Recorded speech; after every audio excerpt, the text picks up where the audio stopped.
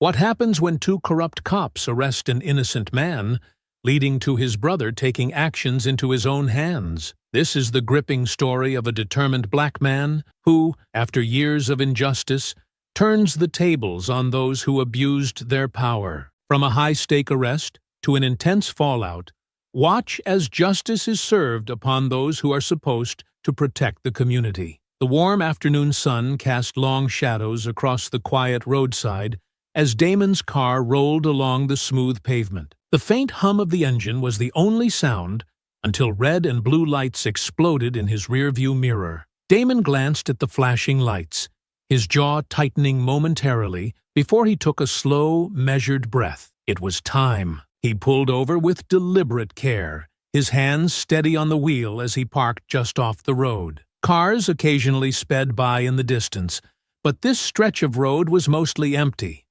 The perfect place for someone to abuse their power, or get caught doing it. The police cruiser came to a stop behind him, and Damon adjusted his rearview mirror, catching the reflection of two officers stepping out. Officer Paul Wright walked with exaggerated authority, his hand hovering near his holstered weapon as though to send a message. His partner, Officer Daniel Moore, trailed behind, less confident but complicit in every way that mattered. Damon's heartbeat was steady as he reached toward his dashboard, pressing a subtle button under the radio to activate the hidden cameras. His car was rigged with more than just recording equipment. Every angle was covered, every word about to be preserved. Months of planning had led to this moment, and he wasn't about to falter. He needed to do this, to get justice for his brother, who was falsely arrested by these very officers. As Paul reached the driver's side window, Damon rolled it down. The hot afternoon air flooded in, carrying the faint scent of asphalt and dry grass. "Afternoon, officer," Damon said evenly, his voice calm but firm. Paul leaned in, his sunglasses reflecting Damon's face back at him. "Afternoon. You know why I stopped you?" His tone dripped with condescension, each word sharp enough to provoke. "No, sir." "Care to explain?" Damon replied, keeping his hands on the steering wheel in clear view. Paul smirked. "Broken taillight. And you were driving a little erratically. Where are you headed in such a hurry?" Damon glanced in his side mirror, catching Daniel's nervous glance. He let the question hang in the air for a moment before answering. "Just heading home. Didn't realize I had a broken taillight." Paul chuckled, but there was no humor in it. "Yeah, we'll see about that. License and registration." Damon complied, his movements deliberate and calm.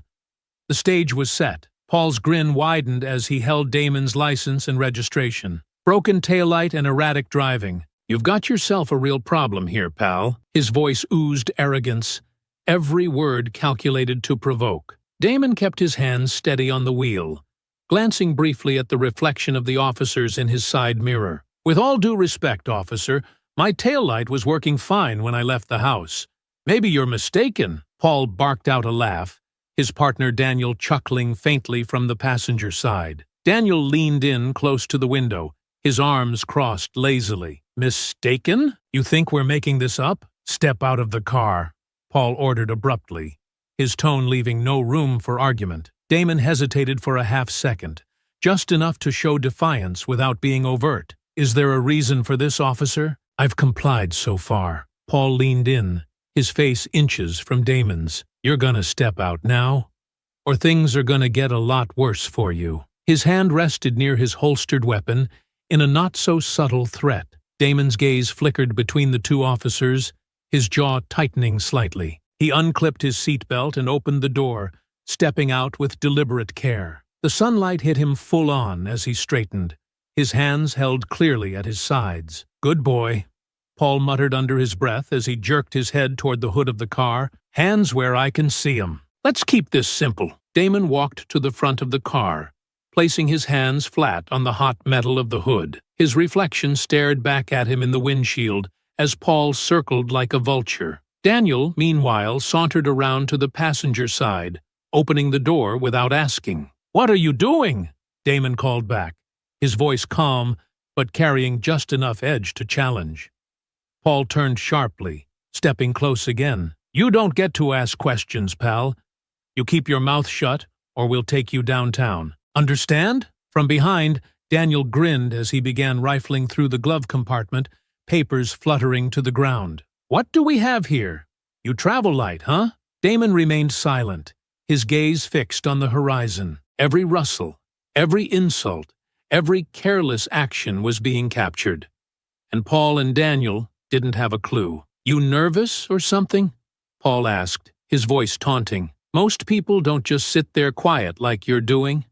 Makes me wonder. Damon tilted his head slightly, his voice even. Wonder about what, officer? Paul stepped closer, his shadow falling over Damon. What you're hiding. You people always think you're smarter than us, always running scams, always up to something, and we always catch you. Damon's hands twitched against the hood for the briefest moment, but his face gave nothing away. You have a lot of opinions for someone who just pulled me over for a broken taillight. Paul's lip curled, and his voice dropped low. You think this is funny? We'll see who's laughing when we're done. Meanwhile, Daniel pulled something from under the passenger seat.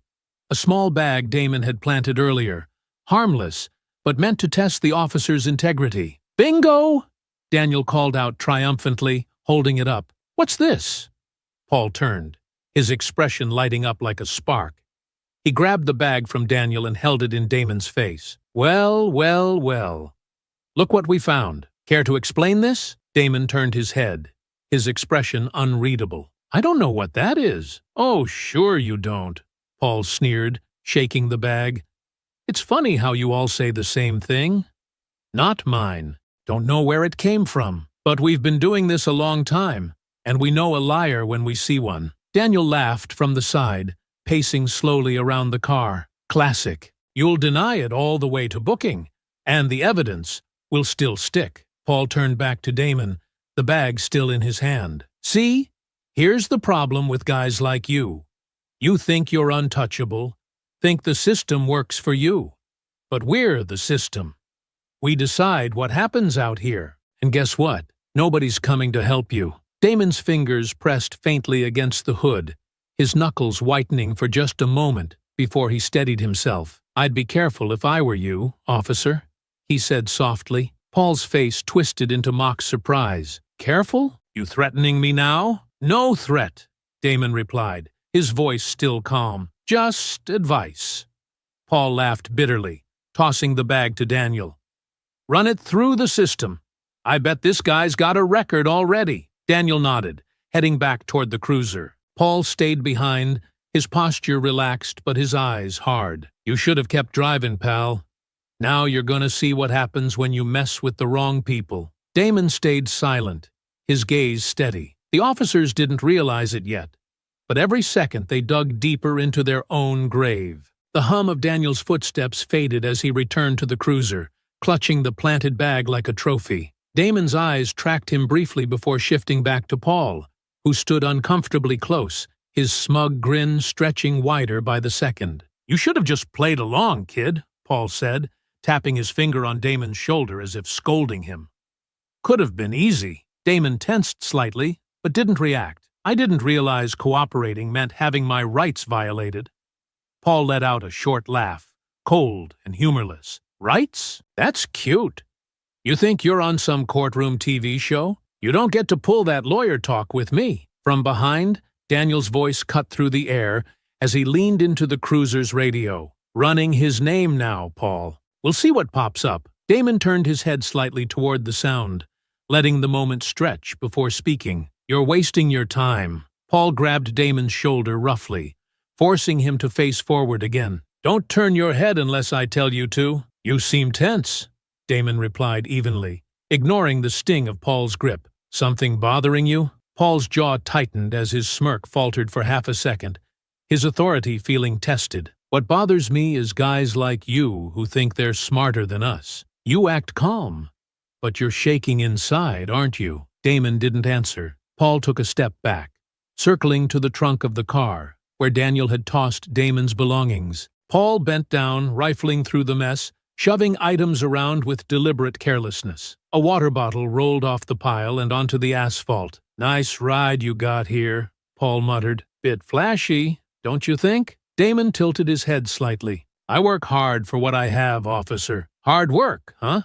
Paul sneered, looking up at him. Or something else? Damon's gaze remained steady. You know, if you stopped profiling people and started asking real questions, you'd save yourself a lot of trouble. Paul stood up sharply, stepping toward Damon, his face now inches away. You want to run that mouth some more? I'll give you plenty of time to explain yourself when we haul you in. Paul, Daniel called out suddenly, his voice carrying a note of confusion. Nothing's coming up on him. Paul froze, his back stiffening. He turned slightly toward the cruiser. What? Daniel stepped out of the car, holding the radio mic loosely in one hand.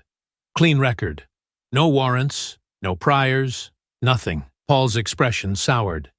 He turned back to Damon, eyes narrowed. I don't buy it. Maybe you're just looking for something that's not there, Damon replied calmly. Paul ignored him, gesturing at Daniel. Keep searching. This guy's hiding something. You don't drive a car like this and come up squeaky clean. Daniel shrugged and went back to rummaging through the car, now moving faster, more frustrated. Papers fluttered to the ground again, followed by the thud of Damon's gym bag hitting the asphalt. Damon's gaze flickered briefly to the scattered mess. You're really making yourselves at home in there. Paul walked back toward him, his boots grinding loudly against the gravel. You keep talking like you've got the upper hand here. He paused, leaning in close again. But let me remind you of something. There's two of us, and there's one of you. Out here, nobody cares what you have to say. Damon held his gaze, his voice dropping slightly. You sure about that? Paul stiffened. For a moment, something in Damon's tone seemed to rattle him, but he pushed it aside, pointing a finger at him. Keep it up, smartass. I'm about done with this little act of yours. Behind him, Daniel's voice rang out again, more agitated this time. Paul, there's nothing here. I've checked every inch. The bag's empty, the glove box is clean. Guy's got nothing. Paul's irritation boiled over as he turned back toward the car. Then keep looking. Did I stutter? Daniel hesitated. We've got enough for the bag we found earlier. Paul's voice turned sharp. I said, keep looking. Damon's calm facade remained intact, but his eyes were sharp, studying the growing tension between the officers. Paul's anger was rising, and Daniel, while loyal, was starting to show cracks, second-guessing orders, hesitating under the afternoon sun. Damon had seen this dynamic before, a leader overplaying his hand and dragging his partner down with him. Paul turned back to Damon, seething now, his authority clearly slipping. This doesn't end here. You know that, right? Damon allowed himself the faintest smile. You're right, it doesn't. Paul opened his mouth to retort when a distant sound broke the rhythm, the faint chirp of a phone. Damon tilted his head just enough to glance toward his trunk. The sound came again, distinct and deliberate. Paul's eyes darted toward the source. What's that? Damon didn't respond, letting the question hang in the air. The officers glanced at each other now, uncertainty creeping into their expressions. Daniel spoke up. Paul, maybe we should? Shut it! Paul snapped, his voice sharp and clipped. He looked at Damon, suspicion clouding his face. What are you pulling here? Damon didn't answer. The chirp stopped as suddenly as it had started, leaving only the sound of passing cars in the distance. Damon remained perfectly still, his hands on the hood, his face calm. The officers stared at him, the tension crackling like static electricity. Paul's hand hovered near his belt, his breathing louder now, more deliberate. Whatever control he'd had earlier was slipping fast. Damon watched them silently, knowing they were spiraling, digging themselves deeper with every move, and this was only the beginning. The oppressive heat pressed down as Paul's glare burned into Damon, who remained motionless, his hands still resting on the hood of the car. Paul tossed the phone back into the trunk with a sneer, his frustration simmering as Daniel slammed the passenger door shut. "Turn around!" Paul barked, stepping closer. Damon didn't move immediately. "Why?" he asked, his voice even but unflinching. Paul's hand shot out, gripping Damon's shoulder and yanking him roughly toward him. "Because I told you to!" His voice was low and dangerous, inches from Damon's face. Daniel stood just behind Paul, his stance casual, but his smirk betraying a sadistic enjoyment of the scene. Man, you should know better.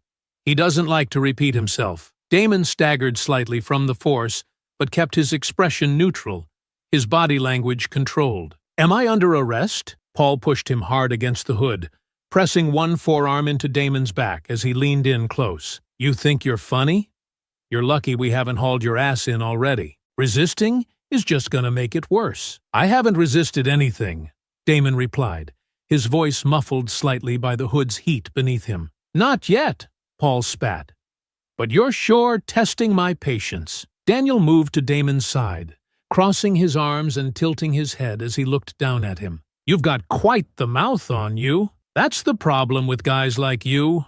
Always think you're smarter than us. Paul straightened, grabbing Damon by the arm and pulling him upright. Damon flinched slightly but kept his footing, his gaze steady despite the clear pain in his shoulder. Spread your legs, Paul ordered. Damon hesitated, just long enough for Paul to shove him roughly again. I said, spread 'em. Damon obeyed this time, his hands gripping the hood as Paul began to pat him down aggressively, his hands lingering longer than necessary. The scene had escalated far beyond a routine stop, and Damon knew the cameras were capturing everything. Empty, Paul muttered, stepping back with a frustrated huff. Clean pockets, clean car.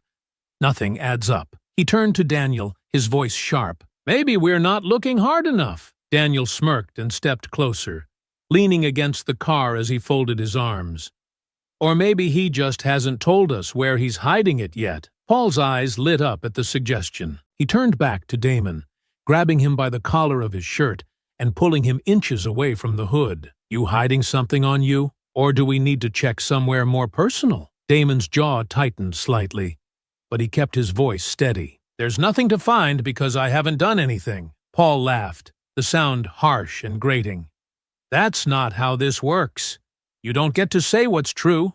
We do. Before Damon could respond, Paul shoved him back against the car, his body hitting the hood with a metallic thud. Damon's arms flailed slightly to catch himself, and his sunglasses fell from his face, skittering across the asphalt. Paul, Daniel said, a faint edge of amusement in his tone. Don't break him before we get him downtown. Paul ignored him, leaning in close to Damon's ear. You think you're untouchable, don't you?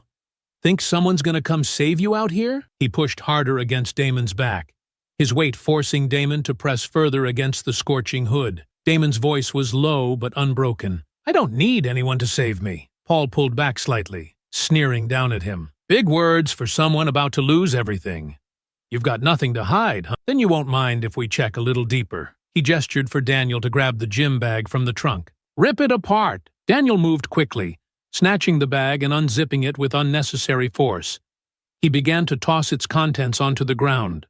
A pair of running shoes, a water bottle, a crumpled towel. The sound of objects hitting the asphalt was deliberate, loud. Nothing, Daniel announced as he emptied the bag. Paul's face twisted into a mask of rage. This doesn't make sense. There's something here.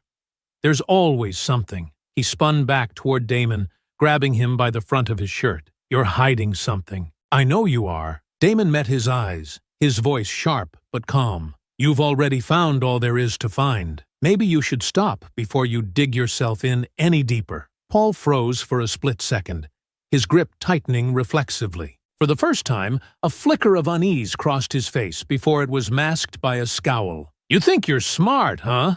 Paul snarled, shoving Damon back against the hood one last time before stepping away. We'll see how smart you are when this goes on record. Daniel laughed from his place near the trunk, his hands on his hips. Looks like you're having a rough day, man. Damon straightened, brushing his shirt down as he turned to face them both. You have no idea. Paul stepped closer, his voice low. Keep running that mouth. It's gonna be your last mistake. The tension was thick, suffocating, but Damon remained calm. Every shove, every insult, every threat. They were all pieces of evidence, and the officers were giving him exactly what he needed. The metallic clang of the trunk slamming shut echoed down the empty roadside as Daniel dusted off his hands.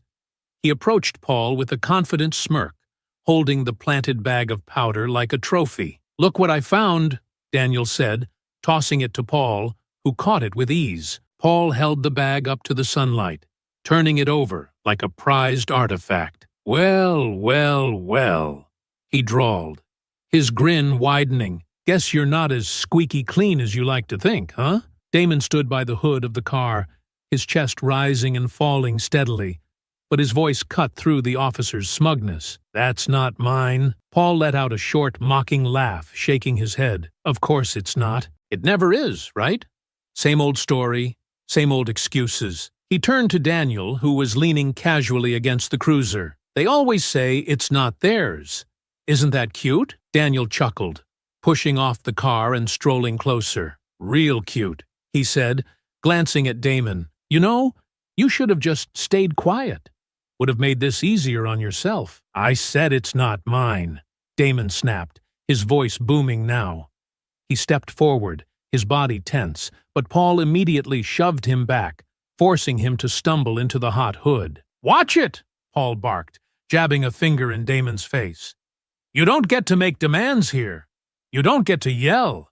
You're lucky we're not cuffing you right now." Damon gritted his teeth, his hands gripping the edge of the hood to steady himself. His anger flared, but he forced himself to remain in control. Paul stepped closer, holding the bag just inches from Damon's face. "So, if this isn't yours, then whose is it? Did it just fall out of the sky?" Damon glared back at him, his voice low and sharp. "You planted it, and you know it."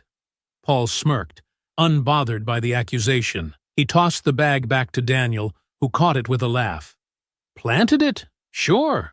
Whatever you say, tough guy." Daniel chimed in, his tone mocking. "Yeah, let's see how that works out for you." "Oh, Your Honor, the cops framed me." He laughed loudly, as if the very idea was absurd. Paul's voice turned deadly calm, his grin widening. "Here's the thing. Nobody cares what you say. All they're gonna see is this bag, your face, and our report. That's the only story they'll need." Damon straightened, his voice rising again, sharp and defiant. "You're lying, and you know it. You think you're untouchable because of that badge, but you're nothing but criminals." Daniel's smirk faltered slightly, but Paul's confidence never wavered. He leaned in close, his voice dripping with venom. "You think you're smart, don't you? You think you're gonna talk your way out of this? Out here, I'm the law. What I say goes. You don't have rights. You have what I give you." Paul grabbed Damon's shoulder roughly, spinning him around and forcing him to lean harder against the hood. "Now you listen to me," Paul hissed, his tone low and menacing. "You keep running that mouth, and I'll give you something to yell about. You think anyone's coming to save you? You think anyone cares?" Damon's voice was steady, unshaken even as Paul pressed him into the hood. "You should be careful, officer." Paul froze for a second, his grip tightening. Then he laughed again, louder this time, as if the very idea was absurd. "Careful? You don't get to tell me what to do. You're in my world now, boy." Daniel sauntered over, tossing the bag into the open window of the cruiser with a lazy flick. "Looks like he's all talk, Paul. Let's just take him in and get this over with." Paul turned back to Damon, grabbing him by the front of his shirt and pulling him upright again. "You think this ends here? It doesn't. You're mine now. You're going to jail, and no one's going to believe a word you say." Damon glared at him, his voice cold and deliberate. "You don't even realize what you've done, do you?" Paul snorted, shoving Damon back against the car one more time. "The only thing I've done is my job." Daniel laughed from behind him. "You're just mad we caught you. Go ahead, keep yelling. It's not going to change anything." Paul leaned closer to Damon, his grin widening. "This is how it ends for you. Get used to it." Damon said nothing, his face unreadable. But inside, he knew the officers had just sealed their fate. They were too cocky to realize it. But every shove, every insult, every planted piece of evidence was being captured. And Damon would make sure they paid for it. The tension simmered as Paul gestured toward the cruiser. "Cuff him. We're done here." Daniel stepped forward, reaching for Damon's wrists. But before the cuffs clicked shut, Damon's voice rang out, calm and sharp. "You're going to regret this." Paul laughed bitterly. "The only regret I have is not dragging you in sooner." As the cuffs tightened around Damon's wrists, his resolve hardened. The officers thought they were untouchable, but Damon knew the truth. The hum of the police cruiser's engine filled the silence as it cruised down the empty road. Damon sat stiffly in the back seat, the tight metal cuffs biting into his wrists. The afternoon sun filtered through the windows, casting sharp streaks of light across his face. He barely felt the heat. His mind was elsewhere. His brother's face flashed through his memory. Marcus, sitting in that courtroom 2 years ago, shackled and silent, while Paul Wright smirked on the witness stand, his lies spilling effortlessly. Damon could still hear the judge's gavel, the finality of it like a slap across the face. Marcus had screamed his innocence until his voice broke, but no one listened. Paul and Daniel had planted something on him, too. Damon never forgot the smugness in their eyes as they walked out of the courthouse that day. "Clean work," he had overheard one of them say as they laughed on their way to the parking lot. "Clean work." Those 2 words replayed in Damon's head like a curse ever since. Now, here he was. Same officers, same arrogance, same tricks. But today was different. Damon turned his gaze toward the window, his breathing steady despite the rage simmering beneath the surface. The weight of his phone, the silent transmitter in his jacket, was a constant reminder that every insult, every shove, every smug word was being recorded and sent to his friend. The footage was already uploading, secure and ready for the world to see. This wasn't just for him. This was for Marcus, for the 2 years his brother had spent behind bars, for the job he had lost, for the life that had been ripped away because of men like these. Damon would make sure they never did this to anyone else again. Paul's voice shattered the quiet, laced with its usual smugness. "You're awful quiet back there.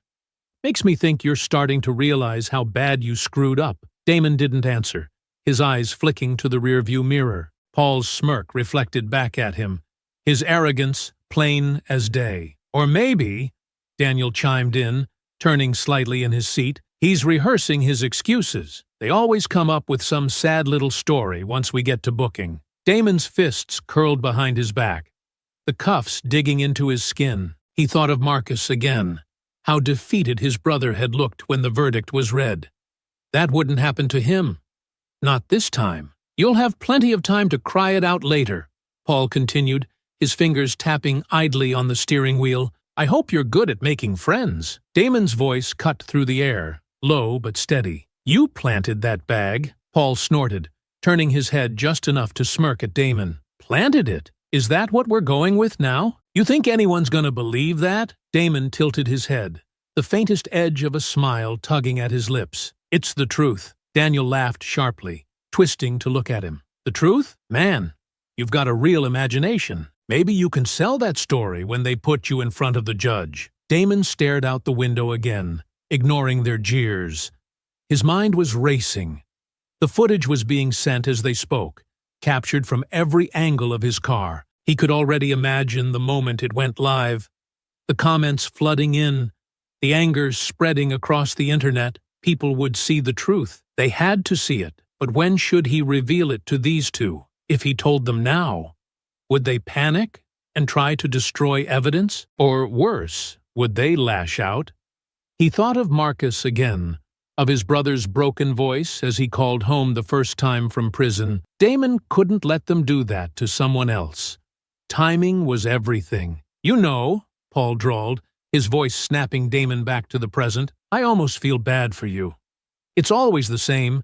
Think you're smarter than us, then boom." He clapped his hands together for emphasis. "We take you down, and no one even remembers your name." Damon's jaw tightened, but his voice remained calm, sharper now. "What about Marcus Taylor? Do you remember his name?" The question landed like a punch to the gut. For a split second, the cruiser went silent. Daniel glanced at Paul uncertainly, but Paul recovered quickly, his smirk returning. "Doesn't ring a bell," Paul said casually, though Damon caught the flicker of annoyance in his voice. "You all look the same to me." Damon turned his gaze to the rearview mirror, his voice dropping like a blade. "You remember him. You put him away." lied to a judge's face and smiled while you did it. Paul's fingers gripped the wheel tighter, his knuckles white, but his voice remained cocky. Careful what you say back there. I wouldn't want to add defamation to your charges. Damon leaned back, his breathing steady again. You'll remember his name soon enough. Paul snorted, dismissing the comment with a wave of his hand. Big talk for someone in cuffs. The police station appeared on the horizon now, its gray silhouette looming closer with every passing second. Damon felt his heartbeat quicken as he shifted slightly, the cuffs rattling faintly. Not yet. He could feel the moment approaching, the perfect time to drop the hammer. Until then, he would let Paul and Daniel think they had won. Let them smirk, let them laugh, because soon the world would see them for what they really were. The holding cell was small and stifling, with the dull clang of the door echoing through the nearly empty room as it locked behind Damon. The sound lingered in his ears, but he barely registered it. The air was thick with the smell of old sweat and metal, a suffocating reminder of where he was. Damon sat on the edge of the narrow bench, his wrists aching from the cuffs that had finally been removed. His hands rested loosely on his knees, his body still and composed despite the chaos swirling around him. He glanced up briefly through the bars, where Paul stood just outside, his smug grin firmly in place. Daniel leaned against the far wall, hands in his pockets, watching with that same lazy smirk. Paul's voice rang through the cell, loud and condescending. You get comfy in there. Looks good on you. Damon didn't respond, his gaze dropping back to the scuffed concrete floor. I told you this was how it ends, Paul continued, stepping closer to the bars. You think you're smart? You think your little attitude was gonna save you? Newsflash. You're done. You hear me? Done. Daniel chuckled, shaking his head. Still quiet. Must be sinking in now, huh? The tough guy acts all worn out. Damon exhaled slowly through his nose, steadying himself. He thought about Marcus, his brother, sitting in this very station 2 years ago, wearing the same cuffs, hearing the same taunts from these same men. He could still see Marcus's eyes, red, defeated, and empty, when Damon visited him after the verdict. Damon had sworn to himself that day that he would make things right. He lifted his head slowly now, meeting Paul's glare with deliberate calm. You really think you've won? Paul's smirk faltered for just a second, replaced with irritation. What was that? Damon leaned forward slightly, his voice calm and measured, each word carrying weight. I said, you haven't won anything. Paul scoffed, though the confidence in his voice sounded strained. You're locked up in a cell, genius. I'd say that's a win for me. Damon's lips curled into a faint smile, his first since the stop. It's funny you say that. Daniel shifted, his smirk thinning as he frowned slightly. What's funny? Damon tilted his head, his voice cool and steady. The fact that you think you're in control. You're not. You haven't been all day. Paul stepped closer, his fists clenching at his sides. What the hell are you talking about? Damon leaned back against the cold wall, his tone matter of fact. You didn't search me very well, did you? While you were playing tough guys, you didn't realize I've been recording this whole thing. Cameras, mics, everything. For a moment, the room fell silent. Paul's expression froze, his face turning red as realization began to creep in. What did you just say? Damon's eyes stayed locked on his. I said everything you did today, every shove, every insult, every lie, is on tape, and it's already been sent to someone else. Daniel straightened, his smirk vanishing. What do you mean, sent? Damon's voice sharpened. While you were too busy trying to frame me, the footage was being uploaded to a secure drive. My friends got it. And if I don't check in soon, it's going online. Paul's face contorted with fury, his voice rising. You're lying. You're bluffing. Damon shrugged, completely unfazed. Go ahead. Keep thinking that. Daniel looked at Paul, a flicker of uncertainty breaking through. Paul, what if— Shut up, Paul snapped, his voice cracking with anger as he turned back to Damon. You're bluffing.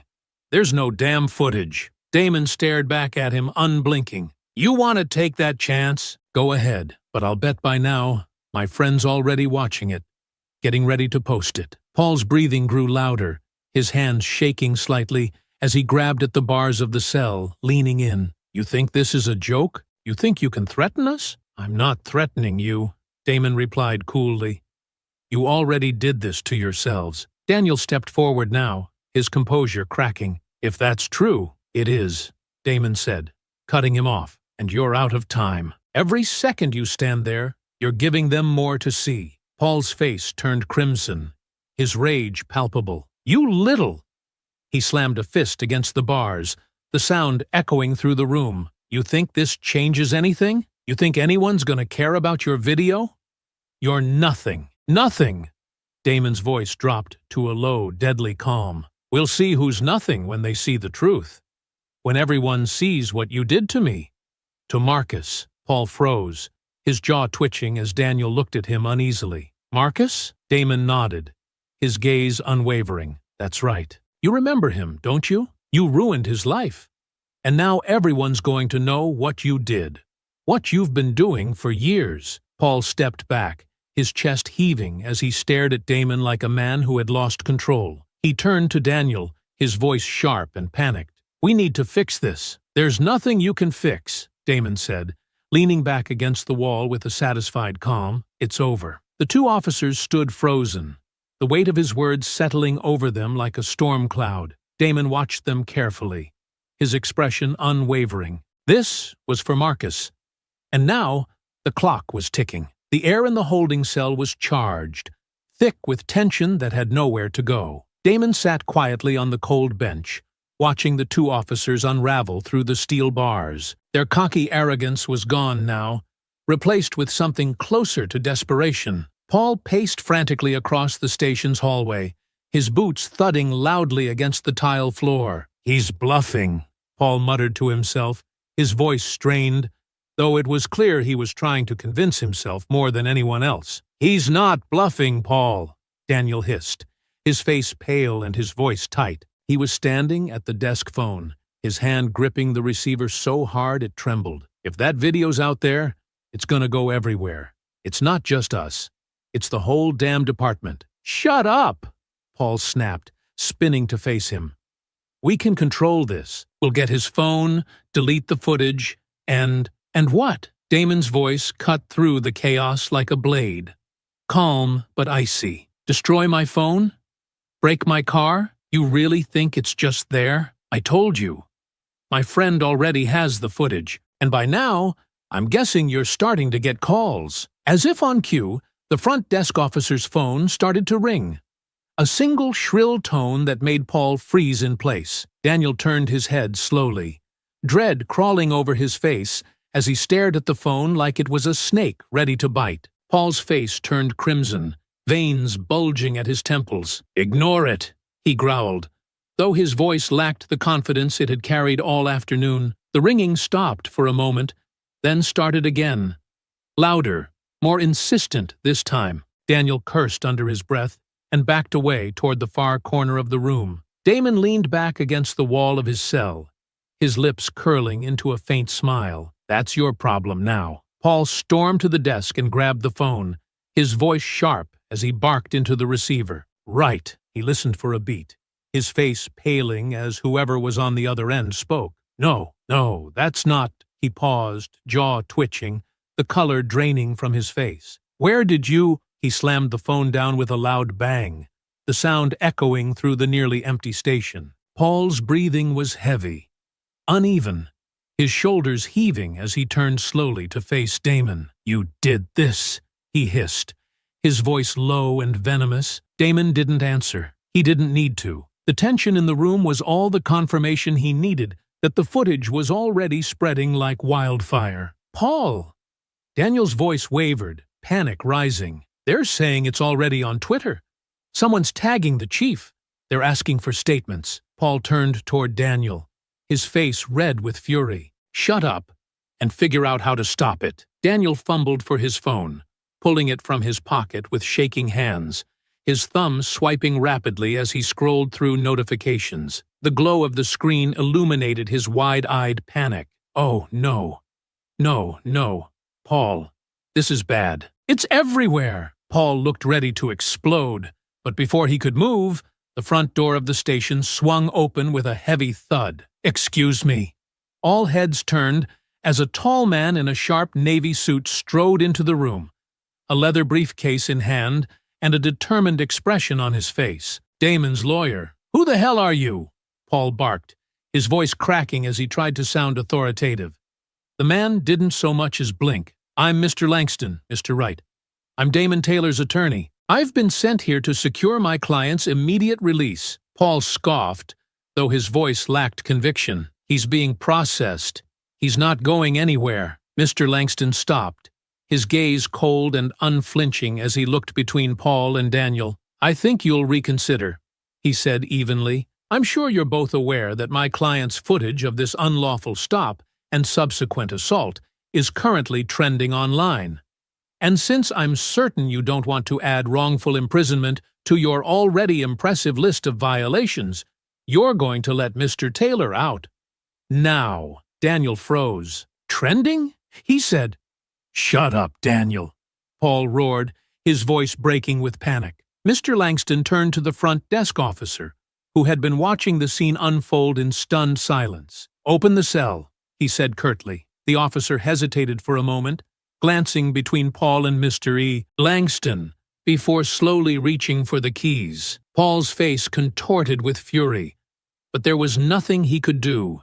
He was losing control. The keys rattled as the officer unlocked the cell door and swung it open with a creak. Damon stood up slowly, his calm composure unshaken as he stepped out, rolling his shoulders to shake off the tension. Paul stepped forward, his voice raw. You're not walking out of here clean. You hear me?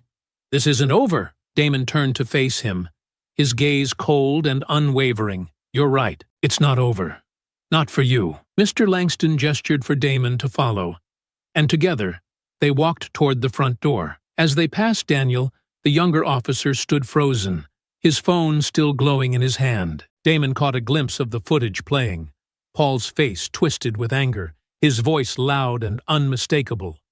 Paul's voice boomed behind them one last time, desperate and furious. You think you've won? You're gonna regret this. Damon stopped just before the door, turning back slightly. No, Paul. I think you're the one who's gonna regret it. With that, Damon stepped outside into the afternoon light, the door closing behind him with a sharp, final clang. The cool afternoon air felt sharp against Damon's skin as he stepped outside the police station, his lawyer, Mr. Langston, walking briskly beside him. The parking lot was quiet, save for the hum of distant traffic and the faint thud of a closing car door. For the first time in hours, Damon felt the weight in his chest begin to lift. Are you all right? Langston asked as he glanced at Damon, his tone calm but serious. Damon rolled his shoulders, rubbing his wrists where the cuffs had left faint red marks. I'll be fine. His voice was steady, but his mind was racing. The last few hours playing on a loop, the taunts, the shoves, the planted evidence. He stopped just short of the parking lot's edge, turning back to look at the squat gray station. Through the wide glass doors, he could still see a glimpse of chaos unfolding inside. Paul and Daniel arguing with the front desk officer, their motions frantic, their faces contorted with anger and panic. Langston followed Damon's gaze. They're done, he said firmly. The footage has already spread too far. You did exactly what you needed to do. Damon exhaled slowly, his shoulders dropping just a fraction. It's not enough yet. Langston tilted his head, studying him. It's enough for today. Let the system do its work now. Damon turned to face him, his jaw tightening. The system? He laughed bitterly, shaking his head. The system is what put my brother in prison because of them. Marcus never got a chance to let the system work. Langston's expression softened, though his tone remained even. This time, it's different. You made sure of that. The department's under a microscope now. I guarantee you those two officers are scrambling to protect themselves, but it's too late. Internal Affairs is going to eat them alive. Damon looked away, staring at the horizon where the sun was beginning its slow descent. The orange glow stretched long across the lot, painting everything in stark, unforgiving light. "You saw Marcus, right?" Damon's voice was low now, filled with quiet pain. "He sat in a cell for 2 years. 2 years because of their lies. My mom had to mortgage her house just to fight it. And they still won." Langston placed a hand on Damon's shoulder, grounding him. "And now they've exposed themselves. This time, they won't win." Damon nodded slightly, his eyes narrowing as he looked back toward the station. "They thought they were untouchable, that no one would believe me, just like Marcus. But now, everyone sees them for what they are." Langston checked his watch, his professional demeanor reasserting itself. "Your friend sent me a message right before I walked in. The footage has hit all the major platforms. News outlets are picking it up, and people are sharing it everywhere. That video speaks for itself, Damon. There's no covering it up." Damon's lips curled into the faintest smile. "Good." The faint creak of the station's doors drew their attention. Paul stormed outside, his face a deep red, his fists clenched at his sides. Daniel followed close behind, his earlier confidence replaced with wide-eyed panic as he glanced nervously around the lot. "Hey!" Paul's voice boomed across the parking lot as he stomped toward Damon. "You think this is over? You think some stupid video is going to change anything?" Langston stepped forward immediately, blocking Paul's path. "You don't speak to my client," he said sharply, his voice cutting like glass. "Not another word." Paul ignored him, his glare fixed on Damon like a laser. "You think you're a hero? You think people are going to side with you? You're just another—" "Don't," Damon said, his voice cutting through Paul's tirade like a blade. His calm, unwavering tone made Paul falter mid-sentence. "You don't get to talk anymore." Paul froze, his fists still shaking, but he didn't speak again. Daniel lingered a few paces behind him, his gaze darting nervously to the station doors, as if he was expecting someone to come for them. Damon stepped forward, just enough to close the distance without breaking his composure. "Your time is up, Paul. You and your little partner here, you've been doing this for years. How many people did you lie about? How many lives did you ruin because you thought no one would call you out?" "You," Paul started, but his voice wavered. Damon didn't let him finish. "This isn't just about me or Marcus. It's about every single person you did this to and got away with it. But you didn't get away this time." Paul's chest rose and fell, his breathing loud and ragged, but he said nothing. Daniel stood frozen in place, his face pale. Langston stepped in again, his voice clipped and sharp. "You should get back inside. I'm sure your department will have plenty of questions for you. You might want to start preparing your answers." Paul's glare darted from Langston back to Damon. He opened his mouth like he was about to argue, but no words came. With a frustrated growl, he turned and stomped back toward the station, shoving past Daniel. Daniel followed a moment later, his head down, his steps slow and hesitant. Damon watched them go, his expression blank, but his resolve unshaken. The weight of what had just happened settled on him like a heavy stone, but for the first time, it didn't feel like a burden. Langston adjusted his tie and turned to Damon. "Come on, let's get out of here. You've done enough for today." Damon followed his lawyer across the lot, the last rays of sunlight casting long shadows behind him. His phone buzzed faintly in his pocket as another notification came through, but he didn't need to look at it. He already knew what it would say. The world had seen the truth, and this time, the truth would win. The glow of Damon's phone lit up as he sat across the table in his lawyer's office. The room was cool and quiet, a stark contrast to the chaos of the police station. Screens mounted on the walls played news broadcasts on mute, every major channel cycling through the same headline: "Shocking police misconduct caught on camera. Officers under investigation." The footage played in loops, Paul's face contorted with rage, the officers' voices echoing the slurs and threats Damon had endured. Across the bottom of the screen, comments from social media scrolled, relentless in their condemnation. How many others have they done this to? Hold them accountable. Justice for Damon and his brother Marcus. Mr. Langston's voice broke the silence as he placed a file on the table. Internal Affairs called an hour ago. Both officers have been placed on administrative leave pending a full investigation. It's moving faster than I expected. Damon nodded slightly, his expression calm but distant. They're scared. Scared doesn't even begin to cover it. Langston sat down across from Damon, opening the file and sliding a few printed screenshots toward him. The footage has reached over 10 million views in less than 24 hours. News outlets are already contacting victims who claim they've been harassed or falsely accused by Wright and Moore. It's not just about you anymore, Damon. Damon stared at the screenshots, his hands tightening into fists. Names and photos scrolled across the papers. Other victims, people who had been targeted and silenced by Paul and Daniel. People like Marcus. I knew it wasn't just us, Damon murmured, his voice low but firm. They've been doing this for years. How many lives have they ruined? Langston leaned back in his chair, his expression serious. Enough to bury them for good. Once Internal Affairs finishes their investigation, this case could expose the department's entire handling of misconduct. But you'll need to decide how far you want to take this. Damon looked up at him sharply. What do you mean? Langston adjusted his tie. The department is going to want to settle this quickly and quietly. They'll offer you compensation, and they'll throw Wright and Moore to the wolves to protect their own reputation. But that won't fix the bigger problem. And you know it. Damon's jaw tightened. His thoughts drifted to Marcus again. How he had sat in a prison cell for a crime he didn't commit. How he had been treated like less than nothing, because no one questioned Paul's lies. It's not just about them, Damon said firmly, his voice carrying a quiet fire. It's about the system that let them get away with it. If I take their money and walk away, nothing changes. Someone else will take their place. Langston smiled faintly, a flicker of pride in his expression. I thought you'd say that. The lawyer slid another document across the table. I've already started compiling names of other victims who've reached out. We can push for more than just their firing.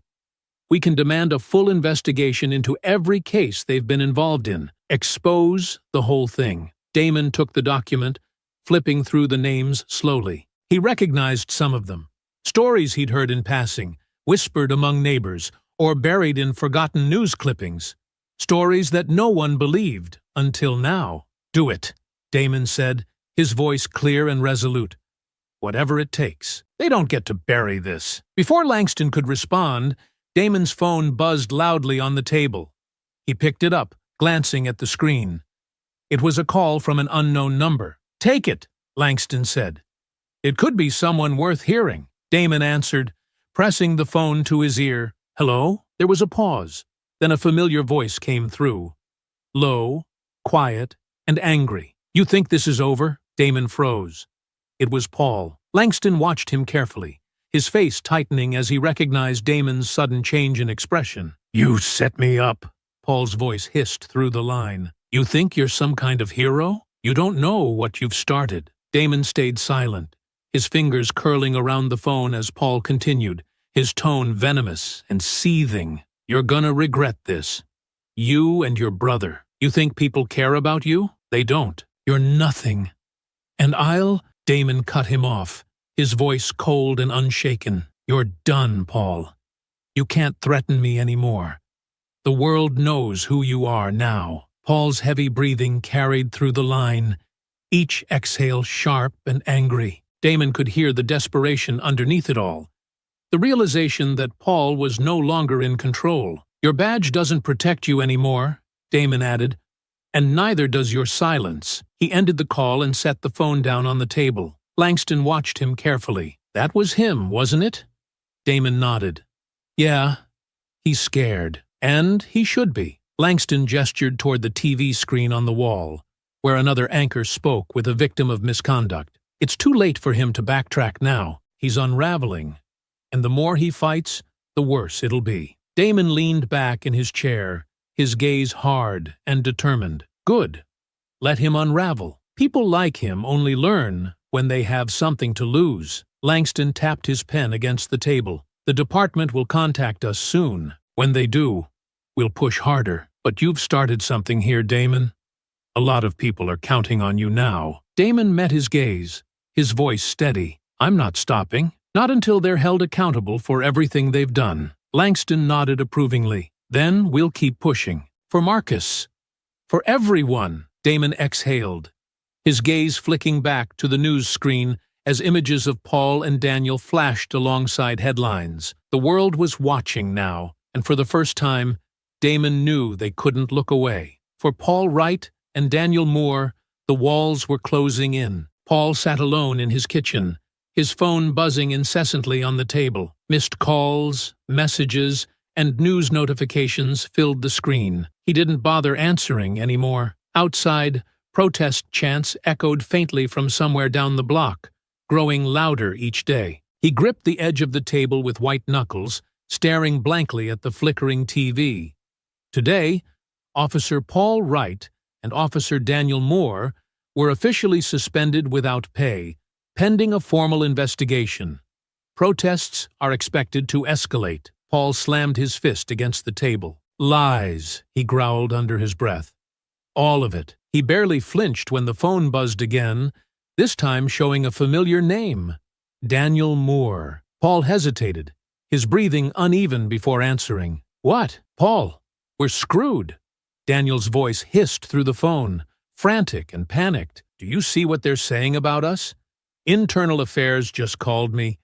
They're talking charges, man. Charges! Paul clenched his jaw, his voice low and venomous. Calm down. This isn't over. They've got nothing but a damn video. It's enough, Daniel shot back. They're digging into everything now. Every arrest, every report, everything. We can't hide it anymore. Paul ran a hand through his hair, sweat glistening on his forehead. We'll figure this out. The union will back us up. The union's distancing themselves. Daniel snapped, his voice cracking. Do you get it now? We're on our own. You and me. Paul opened his mouth to respond, but Daniel hung up abruptly, leaving only the dial tone. He tossed the phone aside with a growl, his mind racing. For the first time, Paul felt it, real fear. At the police department, Daniel sat slumped in a chair across from two grim-faced internal affairs investigators. The interrogation room was small, and the air felt stifling. Sweat dripped down the back of Daniel's neck as one investigator slid a stack of printed photos across the table. Stills pulled directly from Damon's footage. We have you on video, the investigator said, his tone calm but relentless. Planting evidence. Harassing Mr. Taylor. Violating protocol. That alone could cost you your badge. But now we're reopening dozens of cases you worked with Wright. Daniel's voice trembled as he tried to speak. That wasn't... Save it. The second investigator cut in sharply, flipping through files. This stops today, Moore. You either cooperate with us now, or you'll go down harder than Wright. It's your choice. Daniel slumped lower, his face pale as the weight of the consequences pressed down on him. I was just following orders, he muttered weakly, knowing it wasn't enough to save him. Meanwhile, Damon sat in his lawyer's office, his phone lighting up with notifications. Protests had begun outside the police department, people holding signs with slogans like Justice for Marcus Taylor and Hold Wright and Moore accountable. Videos flooded social media, crowds chanting, news anchors analyzing the scandal, and officials scrambling to respond. Mr. Langston sat across from Damon, flipping through a thick legal document. It's happening, Damon, he said. Both officers are facing criminal charges, misconduct, falsifying evidence, assault. Paul Wright is refusing to cooperate, but Moore's already cracking. He's trying to shift the blame. Damon leaned back in his chair, his expression unreadable. They deserve everything that's coming to them. Langston nodded. The DA's office is preparing their case now. This is bigger than just the video. We've uncovered evidence that Wright and Moore have been falsifying arrests for years. Your footage opened the door. Damon looked out the window, where the faint glow of police lights flickered against the evening sky. It's not enough yet. Langston raised an eyebrow. What do you mean? This is a massive win, Damon. You've exposed them. Damon turned back, his voice cold and measured. I want them to feel what Marcus felt. Powerless. Alone. Like their whole world is collapsing. Langston nodded slowly. They're feeling it already. Paul Wright's name is ruined. His neighbors are protesting outside his house. Daniel Moore's family has been getting threats.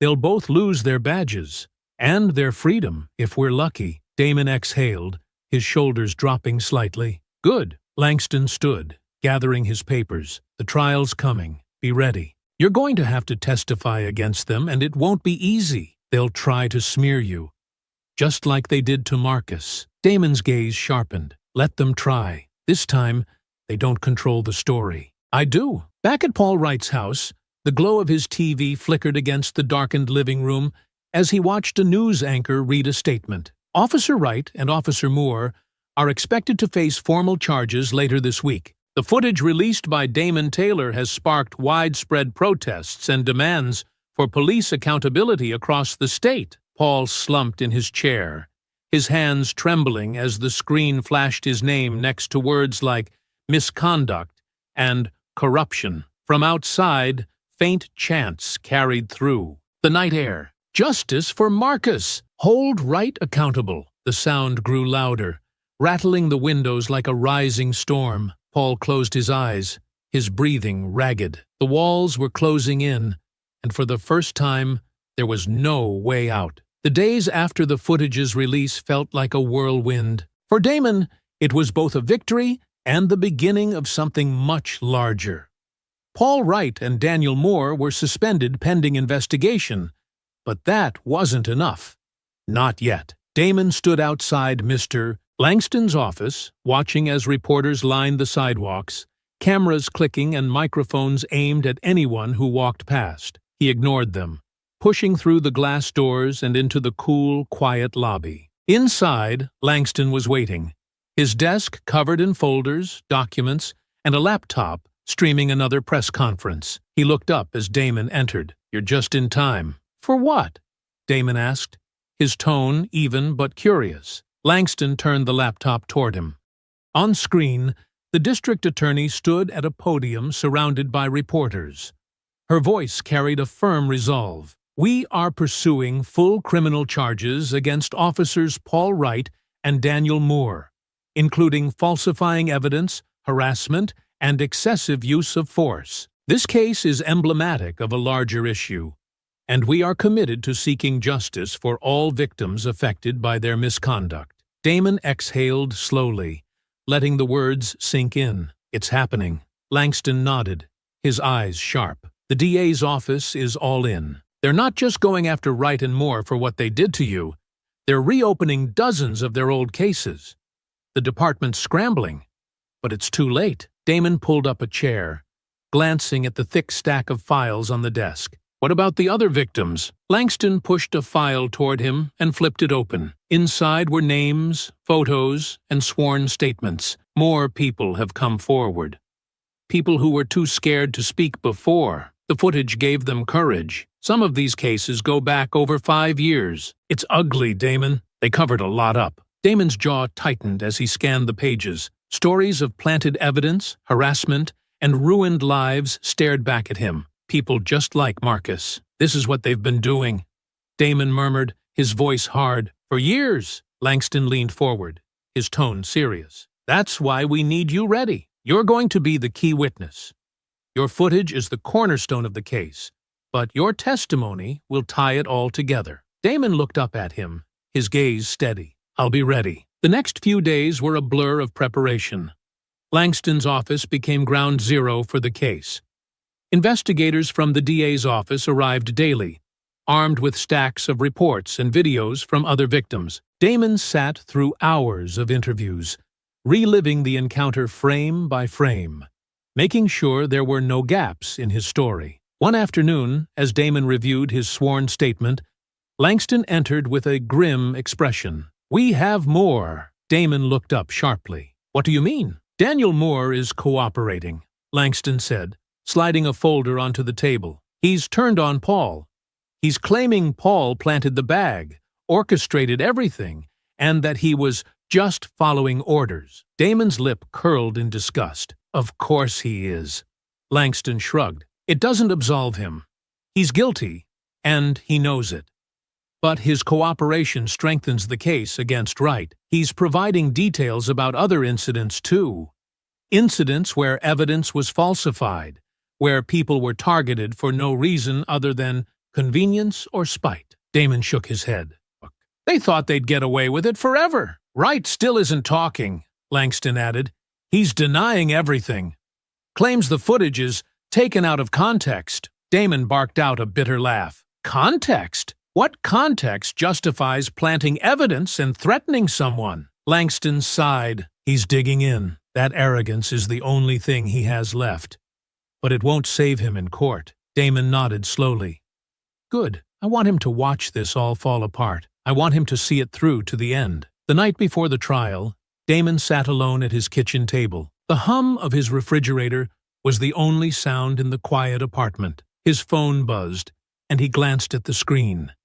It was a message from his mother. Your brother would be so proud of you. I love you, Damon. Damon's throat tightened as he stared at the words. He closed his eyes for a moment, taking a slow breath as the memories of Marcus came flooding back. You're gonna fix this, little brother, Marcus had said years ago, his voice hoarse from his time in that cold prison cell. You're gonna make it right. Tomorrow was for him. Tomorrow was for every person Paul and Daniel had crushed under their boots. His phone buzzed again, this time a message from his friend who had helped upload the footage. We'll be watching. You've got this. Damon set the phone down, his resolve hardening. Tomorrow, Paul Wright and Daniel Moore would finally face the consequences of their actions. Tomorrow, the system that had ignored Marcus would be forced to listen. He stood and walked to the window, staring out into the quiet night. The city stretched before him, its lights flickering like distant stars. Somewhere out there, people were waiting to see if justice could still mean something. For Damon, it wasn't about revenge. It was about truth, about Marcus, about every name in those files. Tomorrow, the truth would be heard. The courtroom was packed, the air heavy with anticipation. Spectators filled the benches, their eyes trained on the front of the room, where two tables sat facing the judge's imposing bench. At one table, Damon sat with Mr. Langston and the district attorney, their presence calm and composed. Across from them, Paul Wright and Daniel Moore sat with their defense attorneys. Paul's usual confidence had been replaced with a simmering tension. His jaw clenched, his eyes scanning the room as if searching for an escape. Daniel sat slouched beside him, his expression hollow, sweat beading on his forehead. All rise, the bailiff announced, and the crowd shuffled to their feet as the judge entered, her gavel striking the wooden block with authority. Court is now in session, she declared. The state versus Paul Wright and Daniel Moore. You may be seated. The hum of whispers faded as the district attorney rose, stepping to the center of the room. Her voice was measured and deliberate. Your Honor, members of the jury, today we will present clear and undeniable evidence of the defendant's abuse of power, their falsification of evidence, and their systemic harassment of citizens, including Mr. Damon Taylor. This case isn't just about one incident. It's about a pattern of corruption that has hurt countless people. She gestured toward Damon, her tone sharpening. Mr. Taylor's bravery in recording his encounter with these officers and coming forward has brought these injustices to light. Today, the truth will finally be heard. The first day of testimony was grueling. The prosecution presented hours of footage. Damon's video played on a large screen for the jury to see. Paul's snarling face filled the room as his voice rang out. The racial slurs, threats, and planted evidence undeniable. Damon watched the jury carefully. Their faces ranged from stunned to furious as they absorbed the footage. Some glanced toward Paul and Daniel with thinly veiled disgust. Langston leaned over and whispered, "It's landing exactly how it needs to." When Damon took the stand, the courtroom fell silent. He adjusted the microphone in front of him, his hands steady despite the weight of the moment. The district attorney began her questioning, her tone firm but supportive. "Mr. Taylor, can you walk us through what happened on the day of your arrest?" Damon nodded, his voice steady. "I was driving home when Officers Wright and Moore pulled me over. They claimed I had a broken taillight, but my car was in perfect condition. They ordered me out of the vehicle and began searching it without my consent. The DA prompted him further. At any point, did they inform you of your rights or provide a valid reason for the search? No, Damon said firmly. Instead, they planted a bag of drugs in my car and tried to use it to arrest me. The DA stepped closer, her voice rising slightly. And how do you know the evidence was planted? Damon glanced toward the defense table before returning his gaze to the jury. Because I installed cameras in my car after my brother was falsely arrested by the same officers. The cameras recorded everything. You've all seen the footage. The prosecution played another clip, Paul aggressively shoving Damon against the car, his voice filled with venom as he planted the bag. Damon watched as the jury's expressions hardened further. When the defense had their turn, they leaned into their strategy of deflection. Paul's attorney stood, adjusting his tie as he approached Damon. Mr. Taylor, wouldn't you agree that police officers have a difficult and dangerous job? Damon's expression didn't waver. A difficult job doesn't give anyone the right to lie or ruin lives. The attorney's tone grew sharper. You're upset about what happened to your brother, aren't you? Couldn't it be argued that you were targeting these officers out of a personal vendetta? Damon sat up straighter, his voice calm but firm. What happened to my brother is why I installed the cameras, yes. But I didn't force these officers to lie, to plant evidence, or to threaten me. They made those choices. The defense attorney faltered slightly before stepping back. No further questions. By the third day, Daniel Moore was called to the stand as part of a plea deal.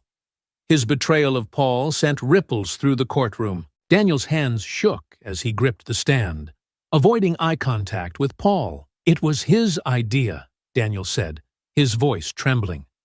Paul always led these stops. He'd say we needed to keep people like Damon in their place. I went along with it because I was afraid of what he'd do if I didn't. Paul glared at Daniel, his face twisting in rage. You lying coward, he muttered under his breath, loud enough for the judge to gavel sharply. Mr. Right, the judge barked. One more outburst, and you'll be removed from this courtroom. Daniel's testimony was damning.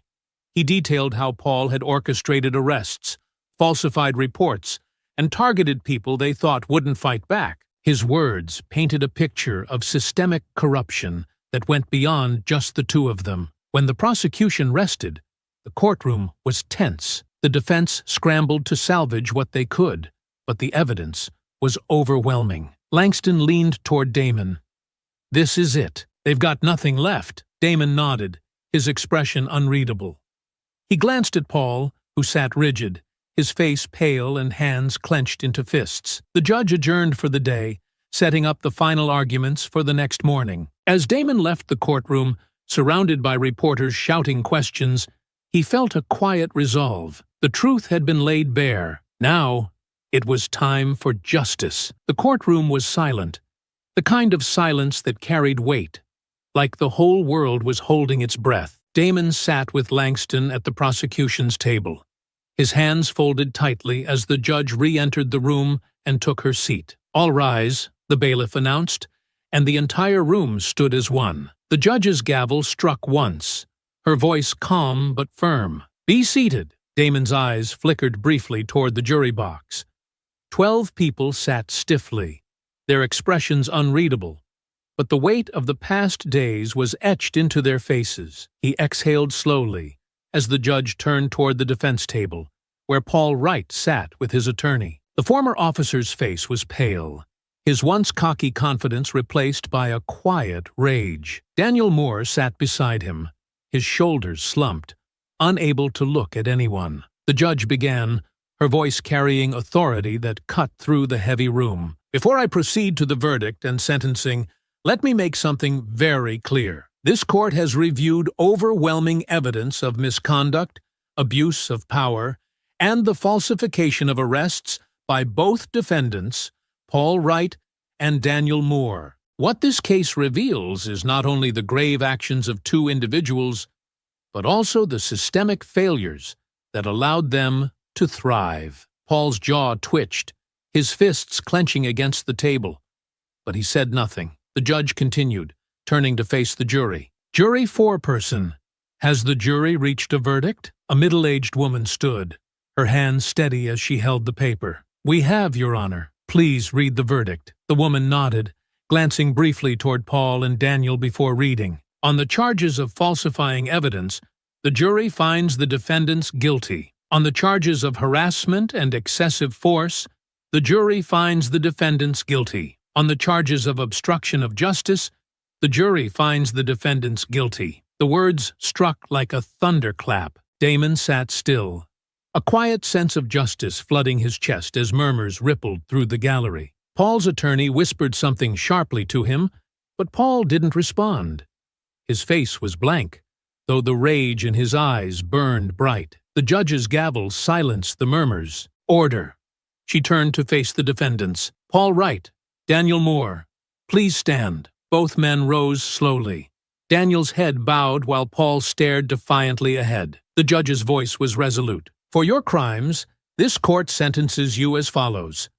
Paul Wright, for your role as the orchestrator of these offenses, you are hereby sentenced to 15 years in federal prison. You abused your authority, violated the trust placed in you, and destroyed countless lives with deliberate malice. Daniel Moore, for your participation and complicity in these crimes, and in light of your cooperation, you are sentenced to 8 years in federal prison. Your cooperation does not absolve you, but is reflected in your reduced sentence. Gasps echoed through the gallery, but the judge wasn't finished. She turned her gaze toward the courtroom at large, as if speaking to everyone, not just those present, but to the world beyond. Furthermore, I am ordering that all cases connected to these two defendants be reopened and re-examined immediately. For every individual who was wronged by their misconduct, this court will ensure justice is restored. Damon inhaled sharply, his mind flashing to Marcus. It's happening. The judge struck the gavel once more. Court is adjourned. As the room erupted into noise, reporters whispering, people crying, families hugging one another, Damon sat frozen, absorbing it all. Langston placed a hand on his shoulder. It's done, Damon. You did it. Damon nodded slowly, his voice quiet. It's not just for me. It's for Marcus. For everyone they hurt. Across the room, Damon's gaze locked on Paul, who was being handcuffed by court officers. Paul shot him a glare, venomous and unrepentant. But Damon didn't flinch. Paul's words earlier, his threats, meant nothing now. He was done. Daniel, on the other hand, looked like a broken man, his head low as he muttered something to his attorney. Damon didn't feel pity for either of them. This was justice. Finally. Outside the courthouse, a crowd had gathered. Reporters jostled for position, cameras flashing as Damon and Langston emerged from the building. The chants of the crowd filled the air. Justice for Marcus! Hold them all accountable. Damon stopped at the courthouse steps, raising his hand to silence the crowd. Thank you, he said, his voice carrying over the sea of people. This isn't just about me. It's about my brother, Marcus, and every single person who's ever been silenced. People who were told they didn't matter. Today proves that they do. The crowd erupted into cheers, but Damon wasn't done. We can't stop here. The system that let this happen still exists. But today, we've taken the first step in breaking it down. This is just the beginning. Langston stepped forward, guiding Damon away as the chants grew louder, the energy electric. As they moved through the crowd, a familiar face appeared. Damon's mother, tears streaming down her cheeks as she wrapped him in a hug. Marcus would be so proud, she whispered. Damon closed his eyes for a moment, the weight of the day finally settling. We did it, Mom. She pulled back, her hands on his shoulders. No, Damon, you did it. That night, as Damon sat alone on his balcony, the city stretched out beneath him, its lights flickering against the dark sky. His phone buzzed with messages, victims thanking him, people sharing stories, news updates reporting the fallout. He glanced at a photo of Marcus on the table beside him, his brother's smile frozen in time. For the first time in years, Damon felt a sense of peace. The fight wasn't over, but the truth had been heard. Justice had finally come. Months later, the world felt lighter. The storm had passed, leaving behind something Damon hadn't felt in years: hope. The footage, the trial, and the fallout had sparked a reckoning that reached far beyond him. Paul Wright and Daniel Moore were serving their sentences, their badges gone and their reputations in tatters. Justice had come for them, but the fight had always been for Marcus. Damon sat in the courthouse waiting room, tapping his fingers lightly against his knee. Sunlight streamed in through the tall windows, illuminating the room in a calm glow. Nearby, his mother sat beside him, her hands wrapped around a steaming cup of coffee, though she hadn't taken a sip. "You think he'll come out soon?" she asked quietly, glancing toward the double doors leading to the courtroom. Damon nodded, his voice steady. "They said the judge is finalizing everything. It's just a formality now." His mother's lips quivered into the smallest smile as she whispered, "Finally." Before Damon could respond, the doors swung open. Langston appeared first, his professional demeanor intact, but the faint smile on his face gave it all away. And then came Marcus. He stepped into the waiting room, his tall frame straight and strong. Dressed sharply in clean clothes, Marcus looked different than Damon remembered. Lighter somehow, as though the weight of 2 years had finally been lifted from his shoulders. Their mother gasped softly, covering her mouth with her hands as tears spilled down her cheeks. Marcus crossed the room in a few strides and pulled her into a hug, holding her tight as though making up for every second they'd lost. "I'm home, Mama," Marcus whispered. "It's over." Damon watched them for a moment, his throat tightening. He stood as Marcus turned, meeting his brother's gaze. For a second, neither of them spoke. Then Marcus smiled. A smile Damon hadn't seen in years. "You did it," Marcus said, his voice rough but full of warmth. "You actually did it." Damon stepped forward and pulled his brother into a hug, his voice quiet. "We did it. You're free." Marcus gripped Damon's shoulder tightly, his voice lowering. "They're gonna fix it, right? The people they hurt?" Damon nodded. "The judge said all their cases are being reopened.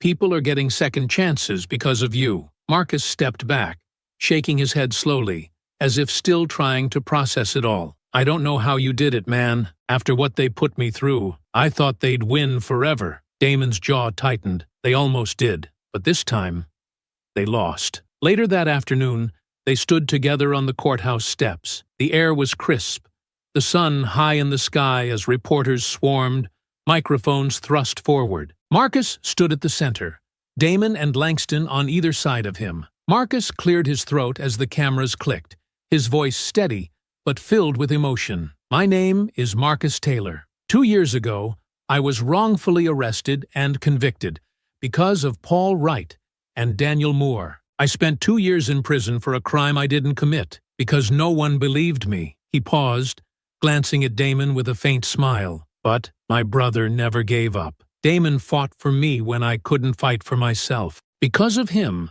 and because of the truth, my name is clear." The crowd grew quiet as Marcus continued. "What happened to me isn't rare. There are so many people who've been silenced, ignored, and forgotten. But this proves that the truth matters. It proves that justice is possible." Damon stepped forward, adding to his brother's words. "This fight wasn't just for Marcus.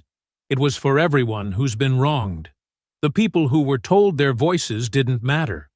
Paul Wright and Daniel Moore thought they were untouchable, but they were wrong. No one is above accountability." The crowd erupted into cheers, reporters shouting questions as Damon and Marcus stepped back. Their mother joined them, slipping an arm around both her sons as they made their way down the steps together. That evening, the three of them sat around the dining room table in their childhood home. The scent of home-cooked food filled the air, something they hadn't shared as a family in years. Marcus leaned back in his chair, laughing as their mother piled more food onto his plate. "I swear, Mama, you're trying to fatten me up," Marcus teased, a genuine smile spreading across his face. "You're too skinny, boy," she said, brushing away a tear as she laughed. Damon watched them both, a quiet warmth settling over him. The years they'd lost couldn't be replaced, but they had this moment, and so many more to come. Marcus turned to Damon suddenly, his expression serious. You know they'll keep fighting, right? People like Wright. They'll always try to find a way to win. Damon nodded, his gaze steady. Let them try. They won't win this time. We know how to fight back now. Marcus held out a fist, and Damon bumped it with his own. A silent promise between brothers. Their mother smiled through her tears, shaking her head. You boys are something else. Marcus grinned. You raised us right, Mama. Damon leaned back in his chair, letting the sounds of laughter and clinking dishes wash over him. Outside, the world was still flawed, still fighting its battles.